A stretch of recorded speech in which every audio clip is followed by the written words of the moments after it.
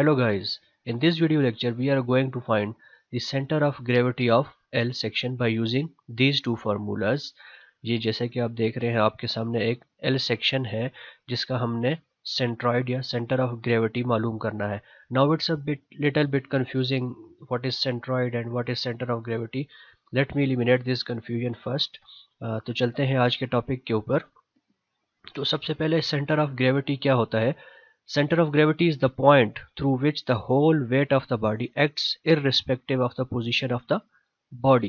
यानी ये एक ऐसा पॉइंट होता है जिसके ऊपर तमाम बॉडी का वजन एक पॉइंट के ऊपर अमल कर रहा होता है irrespective of the position of the body। यानी पोजीशन किसी भी जगह पर ये पॉइंट हो सकता है, बॉडी किसी किस्म की भी हो सकती है। रेगुलर फिगर्स जैसे आपके सामने ये नज़र आ रहे हैं, सर्कुलर, ट्रायंगल, रेक्टेंगल, इनका सेंटर हो सकता है। या अगर कोई टेढ़ी मेढ़ी सी बॉडी है, इरेगुलर शेप की बॉडी है, तो उसका भी सेंटर ऑफ ग्रेविटी मालूम किया जा सकता है।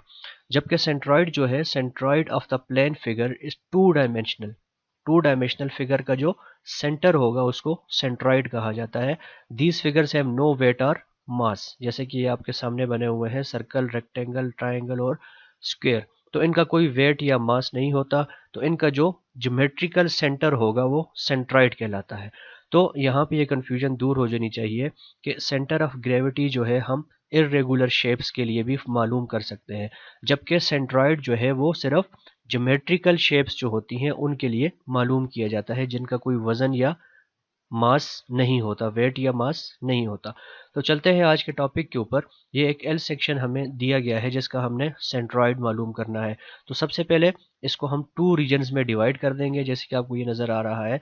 एक रेक्टेंगुलर रीजन यहाँ पे बन रहा है और एक रेक्टेंगुलर रीजन ये बन रहा है, जिसको हमने 1 और 2 का नाम दे दिया है। उसके बाद सेकंड स्टेप है draw reference axis. Second step is draw reference axis, क्योंकि जो भी हम पॉइंट मालूम करेंगे यानी जो कोऑर्डिनेट्स वगैरह हम निकालते हैं वो किसी रेफरेंस एक्सिस से निकाले जाते हैं, तो उनका होना ज़रूरी है। तो रेफरेंस एक्सिस हमने लगा लिए, एक्स और वाई का उनको नाम दे दिया। हॉरिजॉन्टल एक्सिस जो है उसको एक्स एक्सिस कहा जाता है और वर्टिकल एक्सिस को वाई एक्सिस कहा जाता है। तो इसके बाद नेक्स्ट जो डायमेंशंस हमें दी गई हैं इस एल सेक्शन की कि इसकी मोटाई और चौड़ाई कितनी है, तो ये 25 सेंटीमीटर इसकी टोटल लेंथ बन रही है। इस सेक्शन की जो चौड़ाई है वो 5 सेंटीमीटर है, इस सेक्शन की चौड़ाई 10 सेंटीमीटर है और इस जो बॉटम है इसका उसकी लंबाई जो है वो 20 सेंटीमीटर है। अब इसका हमने सेंट्रॉइड या सेंटर ऑफ ग्रेविटी मालूम करना है by using moments of area method. इससे पहले भी हम वीडियोस कर चुके हैं दो, सेंट्रॉइड और सेंटर ऑफ ग्रेविटी मालूम करने की, जिसमें हमने एक डैम सेक्शन के लिए भी किया था। तो वो वीडियो भी आप ज़रूर देखें, उसका डिस्क्रिप्शन में लिंक दे दिया जाएगा। तो आगे चलते हैं। सबसे पहले हमने एरिया ऑफ द रीजन्स मालूम करने हैं। जैसे कि हमने शुरू में फार्मूला पढ़ा था A1x1 प्लस A2x2, तो उसमें ए क्या था, एरियाज थे। यहाँ पे हमारे पास दो रीजन्स हैं तो दो एरियाज मालूम करने पड़ेंगे। इसके लिए भी एरिया मालूम करना पड़ेगा और इसके लिए भी एरिया मालूम करना पड़ेगा। तो एरिया रेक्टेंगल का किसके बराबर होता है, लेंथ मल्टीप्लाई बाय विड्थ। अब A1 है, A1 की लंबाई है 20 और चौड़ाई है 10 सेंटीमीटर, तो इसका एरिया बन गया 200 सेंटीमीटर स्क्वेयर्स। इसी तरह सेकंड रीजन जो है, ये जो हमारे पास रेक्टेंगल बन रही है, इसकी टोटल लेंथ 25 है। यहाँ से हमने इसमें से 10 माइनस कर दिया तो रिमेनिंग हाइट बन जाती है 15 सेंटीमीटर्स और इसकी चौड़ाई है 5 सेंटीमीटर्स, तो इसका एरिया बनता है 75 स्क्वायर मीटर्स। ये हमने एरिया मालूम कर लिया। अब इनका locate the centroid of each reason. Centroid क्या होता है, जैसे मैंने शुरू में कहा कि कोई भी ज्योमेट्रिकल फिगर है, जैसे ये हमारे पास एक रेक्टेंगल बनी हुई है, तो इसका जो सेंटर होगा वो इसका सेंट्रॉइड कहलाएगा। इसी तरह जो इसका सेंटर होगा वो सेंट्रॉइड कहलाएगा। ये कैसे मालूम किया जाता है, बाइसेक्शन मेथड। यानी इस एंगल को यहाँ से बाइसेक्ट किया जाए, दो इक्वल पार्ट्स में तकसीम किया जाए, इस एंगल को भी दो इक्वल पार्ट्स में तकसीम किया जाए, तो ये दो लाइंस जहाँ पे इंटरसेक्ट करती हैं, एक दूसरे को क्रॉस करती हैं, वो पॉइंट इसका सेंट्रॉइड कहलाएगा।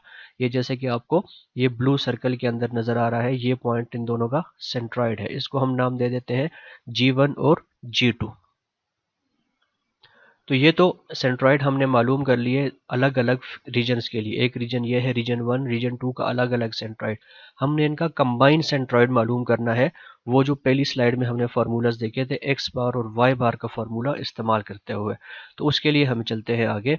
हमारे पास सबसे पहले along Y axis find the distance of centroids along Y axis, यानी ऊपर की तरफ हमने इन सेंट्रॉइड्स के फासले मालूम करने हैं। अलॉन्ग वाई एक्सिस, यानी वर्टिकल हाइट्स इनकी हमने मालूम करनी है। तो उसके लिए सबसे पहला हमारे पास y1 है। y1 क्या है, यहाँ से लेके यहाँ तक की जो हाइट है वो कितनी बनेगी, टोटल चौड़ाई अगर आप देखें टोटल चौड़ाई है 10 सेंटीमीटर, डिवाइडेड बाय 2 करेंगे तो y1 की वैल्यू हमारे पास आती है 5 सेंटीमीटर।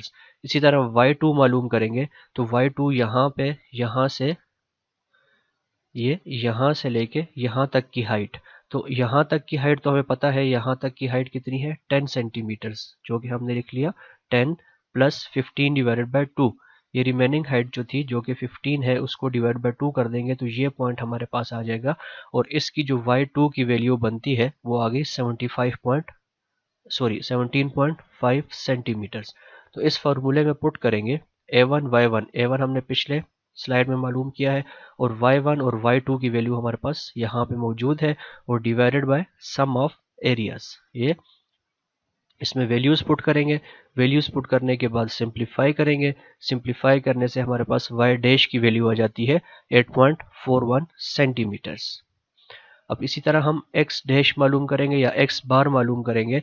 उसके लिए क्या है, now find the distances of centroids along x axis, यानी अब हमने along x axis horizontal distance मालूम करना है इन सेंट्रॉइड्स का।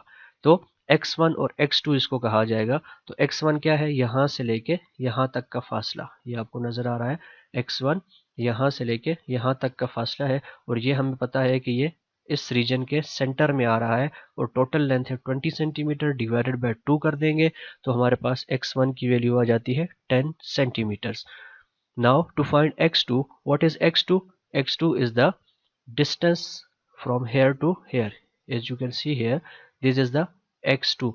Now the width of this region is 5 centimeters, and dividing it by 2 we will get this point which comes out to be 2.5 centimeters. तो x2 की value भी हमारे पास आ गई 2.5 centimetres. तो वही फार्मूला इस्तेमाल करते हुए, मोमेंट्स एरिया मेथड फार्मूला इस्तेमाल करते हुए a1 x1 की वैल्यू, x1 और x2 की वैल्यू हमारे पास यहाँ पे मौजूद है, और a1 a2 हम प्रीवियस स्लाइड में मालूम कर चुके हैं। तो सम ऑफ एरियाज के डिवाइड करने के बाद, हम इसको सिंप्लीफाई करने के बाद हमारे पास जो x बार की वैल्यू आती है वो है 7.95 सेंटीमीटर्स। तो हमने ये x डैश यानी x बार और y बार फाइंड कर दिया है।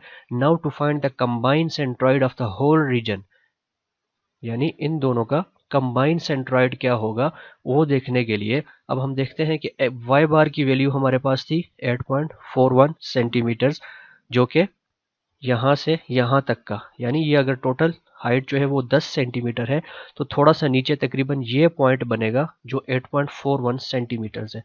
इसी तरह x डैश की वैल्यू देखें तो वो है 7.95 सेंटीमीटर्स, यानी ये अगर सेंटर है यानी 20 का हाफ किया जाए तो ये बनता है यहाँ तक 10 सेंटीमीटर, तो इससे थोड़ा सा कम हो जाएगा।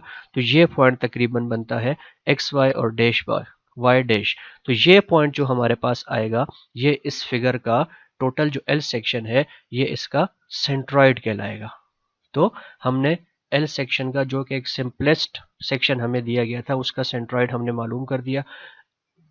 इससे पीछे हम कंपोजिट सेक्शन और डैम सेक्शन की एक दीवार हमें दी गई थी, उस सेक्शन का भी हमने सेंट्रॉइड मालूम किया है।